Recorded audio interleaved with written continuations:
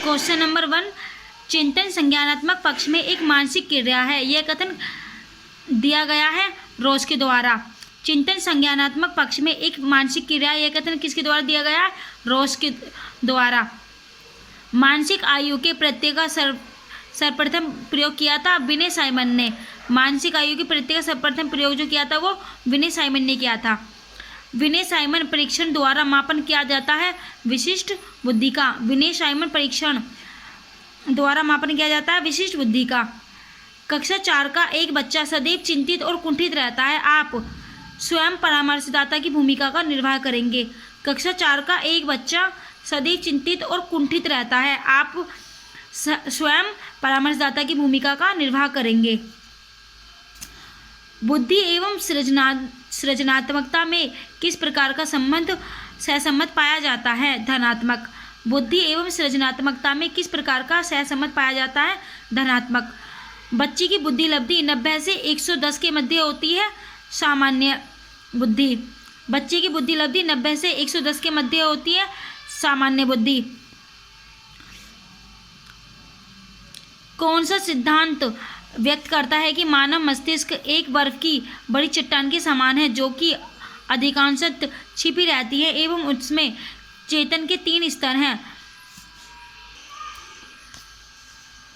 मनोविश्लेषणात्मक सिद्धांत। कौन सा सिद्धांत व्यक्त करता है कि मानव मस्तिष्क एक बर्फ की बड़ी चट्टान के समान है जो कि अधिकांश छिपी रहती है एवं उसमें चेतन के 3 स्तर है? वो है मनोविश्लेषणात्मक सिद्धांत। किसी बच्चे में अमूर्त विचारों के संदर्भ में उसकी सोच की योग्यता क्या कहलाती है? उसकी बुद्धि। किसी बच्चे में अमूर्त विचारों के संदर्भ में उसकी सोचने की योग्यता कहलाती है उसकी बुद्धि। किसी छात्र में किशोरावस्था के बाद तीव्र विकास होता है अमूर्त चिंतन। 11 वर्ष से ऊपर की अवस्था होती है अमूर्त चिंतन संबंधी योग्यताओं का। किसी छात्र में किशोरावस्था के बाद तीव्र विकास होता है अमूर्त चिंतन का। बुद्धि से संबंधित गिलफोर्ड के सिद्धांत के अनुसार मानसिक प्रक्रिया में आधारभूत आयाम है सक्रिय, उत्पाद, सूचना सामग्री, सभी। बुद्धि से संबंधित गिलफोर्ड के सिद्धांत के अनुसार मानसिक प्रक्रिया में आधारभूत आयाम है सक्रिय, उत्पाद, सूचना सामग्री, ये सभी। किसी छात्र में आयु की विभिन्न अवस्थाओं में उस छात्र का बौद्धिक विकास हमेशा असमान रहेगा। किसी छात्र में आयु की विभिन्न अवस्थाओं में उस छात्र का बौद्धिक विकास हमेशा असमान रहेगा। मानसिक रूप से पिछड़े बालकों की बुद्धि लब्धि मानी जाती है 90 से कम। मानसिक रूप से पिछड़े बालकों की बुद्धि लब्धि मानी जाती है 90 से कम।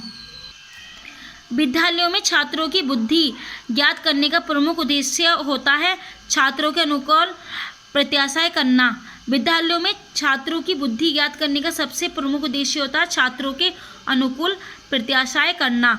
बुद्धि का द्विकारक सिद्धांत निम्न में से किसके द्वारा प्रतिपादित है? स्पीयरमैन के द्वारा। बुद्धि का द्विकारक सिद्धांत निम्न में से किसके द्वारा प्रतिपादित है? स्पीयरमैन द्वारा। बुद्धि लब्धि के सिद्धांत में सूचकांक क्या है? मानसिक विकास की दर। बुद्धि लब्धि के संबंध में सूचकांक क्या है? मानसिक विकास की दर। मानसिक आयु माप निम्न में से किस पर आधारित होती है? मानसिक परिपक्वता पर। मानसिक आयु माप निम्न में से किस पर आधारित होती है? मानसिक परिपक्वता पर। बुद्धि मानसिक वृद्धि सिद्धांत किससे संबंधित है? पियाजे से। बुद्धि मानसिक वृद्धि सिद्धांत किससे संबंधित है? पियाजे से। बुद्धि लब्धि का प्राप्तांक प्राप्त करने हेतु सही विधि है मानसिक आयु बटे कालांतरित आयु इंटू 100। बुद्धि लब्धि का प्राप्तांक प्राप्त करने हेतु सही विधि है मानसिक आयु बटे कालानुक्रमिक आयु इंटू 100। निम्न में से क्या बुद्धि का एक प्रकार नहीं है? मानसिक बुद्धि। ये नहीं है, निगेटिव पूछा ना इसमें। अमूर्त बुद्धि ये भी है, अमूर्त बुद्धि ये भी है, सामाजिक बुद्धि ये भी है। निम्न में से क्या बुद्धि का एक प्रकार नहीं है? मानसिक बुद्धि। ये बुद्धि का कोई प्रकार नहीं है। बुद्धि के 3 प्रकार है, मूर्त बुद्धि, सामाजिक बुद्धि और अमूर्त बुद्धि। छात्र क्रियाओं का बौद्धिक महत्व है विद्यार्थियों में निर्णय शक्तियों का विकास, तर्क शक्ति का विकास, कल्पना शक्ति का विकास, सभी। छात्र क्रियाओं का बौद्धिक महत्व है विद्यार्थियों में निर्णय शक्ति का विकास, तर्क शक्ति का विकास, कल्पना शक्ति का विकास, सभी। आपकी कक्षा का एक छात्र राजन पढ़ाई, खेलकूद, सामूहिक कार्यक्रम आदि में सर्वश्रेष्ठ प्रदर्शन करता है। इसका अर्थ है कि वह एक बहुआयामी बुद्धि वाला छात्र है। आपकी कक्षा का एक छात्र राजन खेलकूद, सामूहिक कार्यक्रमों आदि में सर्वश्रेष्ठ प्रदर्शन करता है। इसका अर्थ है कि वह एक बहुआयामी बुद्धि वाला छात्र है। अनपढ़ लोगों के सामूहिक परीक्षण के लिए निम्नलिखित में से कौन से परीक्षण अपनाए जाते हैं? आवाचिक समूह बुद्धि परीक्षण। अनपढ़ लोगों के सामूहिक परीक्षण के लिए निम्नलिखित में से कौन से परीक्षण अपनाए जाते हैं? आवाचिक समूह बुद्धि परीक्षण। बुद्धि कार्य करने की विधि निम्न में से यह कथन किसका है? वुडवर्थ का। बुद्धि कार्य की एक विधि है, निम्न में से यह कथन किसका है? वुडवर्थ का। निम्न में से क्या बुद्धि की एक विशेषता नहीं है? यह समस्या को हल करने में सहायक नहीं है। बुद्धि की एक विशेषता नहीं है, ये समस्या को हल करने में सहायक नहीं है, ये नहीं है। यह जन्मजात होती है, ये भी ठीक है। यह अमूर्त चिंतन की योग्यता प्रदान करती है, ये भी सही है। यह अधिगमन में सहायक है, ये भी है। ये नहीं है, यह समस्या को हल करने में सहायक है। निम्न में से क्या एक बुद्धि का प्रकार नहीं है? शारीरिक बुद्धि। बुद्धि के 3 प्रकार है, अमूर्त बुद्धि, मूर्त बुद्धि और सामाजिक बुद्धि। विनय साइमन बुद्धि परीक्षण किस आयु वर्ग के बालक के लिए है? 3 से 15 वर्ष सॉरी। विनय साइमन बुद्धि परीक्षण किस आयु वर्ग के बालक के लिए है? 3 से 15 वर्ष। बेसलर के बुद्धि परीक्षण के अंतर्गत अशाब्दिक मापदंड का उपपरीक्षण नहीं है, अंक विस्तार। बेसलर के बुद्धि परीक्षण के अंतर्गत अशाब्दिक मापदंड का उपपरीक्षण नहीं है, अंक विस्तार। रेवेन का बुद्धि परीक्षण आधारित है प्रोग्रेसिव मैट्रिसेज पर। रेवेन का बुद्धि परीक्षण सिद्धांत परीक्षण आधारित है प्रोग्रेसिव मैट्रिसेज पर। चिंतन में शामिल है कल्पना, भाषा संकल्पना, प्रतिज्ञाप्ति। चिंतन में शामिल है कल्पना, भाषा संकल्पना, प्रतिज्ञाप्ति। निम्न में से कौन सा चिंतन की प्रक्रिया में सबसे कम महत्वपूर्ण है? सामान्यीकरण।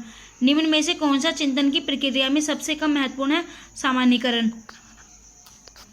चिंतन अनिवार्य रूप से है एक संज्ञानात्मक गतिविधि। चिंतन अनिवार्य रूप से है एक संज्ञानात्मक गतिविधि। निम्नलिखित में से कौन सी समस्या समाधान की वैज्ञानिक पद्धति का पहला चरण है? समस्या के प्रति जागरूकता।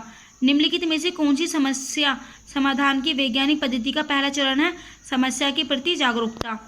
किसी बच्चे के चिंतन में आयु के बढ़ने के साथ साथ किसकी प्रधानता बढ़ती है? तर्क की। किसी बच्चे के चिंतन में आयु के बढ़ने के साथ साथ किसकी प्रधानता बढ़ती है? तर्क की।